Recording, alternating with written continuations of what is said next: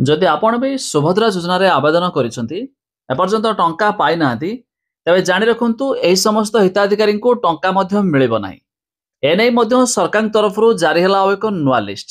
କେଉଁମାନେ ପାଇବେନି, କ'ଣ ରହିଛି ଅପଡେଟ୍, ଯାହା ଆମେ ଭିଡିଓ ମାଧ୍ୟମରେ ଜାଣିବା। ଶେଷ ପର୍ଯ୍ୟନ୍ତ ଦେଖନ୍ତୁ। ତା ପୂର୍ବରୁ ଭିଡିଓକୁ ଲାଇକ୍ କରନ୍ତୁ, ସବସ୍କ୍ରାଇବ୍ କରିନଥିଲେ ଏବେ ସବସ୍କ୍ରାଇବ୍ କରି ପାଖରେ ଥିବା ଘଣ୍ଟି ଚିହ୍ନକୁ ଦବାଇ ଦିଅନ୍ତୁ। ଫାଷ୍ଟ ଅଫ୍ ଅଲ୍ ତ ଆପଣ ଚାହିଁଲେ ଏହାର ଯେଉଁ ୱେବ୍ ପୋର୍ଟାଲ ରହିଛି subhadra.odisha.gov.in ଭିଜିଟ୍ କରିବେ, ଯାହାର ଲିଙ୍କ ମଧ୍ୟ ଆମେ ଡେସ୍କ୍ରିପ୍ସନରେ ଦେବୁ, ଡାଇରେକ୍ଟ ମଧ୍ୟ ଚେକ୍ କରିଦେବେ। ତେବେ ତଳକୁ ସ୍କ୍ରୋଲ କରିବେ, ଏଠି ଦେଖନ୍ତୁ ଏକ ଅପଡେଟ୍ ରହିଛି ବ୍ୟାଙ୍କ ଆକାଉଣ୍ଟ ସଚଳ କିମ୍ବା ଅପଡେଟ୍ ଆବଶ୍ୟକ ତାଲିକା, ବାସ୍ ତାର ଉପରେ କ୍ଲିକ୍ କରିବେ। ଏଇଠି ଦେଖନ୍ତୁ ଏକ ଏନପିସିଆଇ ରିଜେକ୍ଟ ତାଲିକା ଆସୁଛି। ଆପଣଙ୍କ ଜିଲ୍ଲା ଦେଖାଉଛି, ଆପଣ ଯେଉଁ ଜିଲ୍ଲାରେ ଥିବେ ଜିଲ୍ଲା ଦେଇଦେବେ, ଆପଣଙ୍କର ଯେଉଁ ବ୍ଲକ ଥିବ ବ୍ଲକ ଦେଇଦେବେ, ଗ୍ରାମ ପଞ୍ଚାୟତ ଯାହା ଥିବ ଦେଇଦେବେ। ଦେଇକି ସାଇଟ୍ରେ ଦେଖନ୍ତୁ ଲେଖା ହେଇଛି ତାର ଉପରେ କ୍ଲିକ୍ କରିବେ।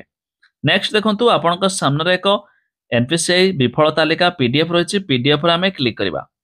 ତ ये पीडीएफ डाउनलोड ହେଇକି ଓପନ୍ ହେଇଗଲା। ଦେଖନ୍ତୁ ଯେଉଁମାନଙ୍କର ଏଠି ନାମ ଅଛି, ନାମ ରହିଛି ପ୍ଲସ୍ ସେମାନଙ୍କର ଫାଦର ନେମ୍ ହଜବେଣ୍ଡ ନେମ୍ ରହିଛି।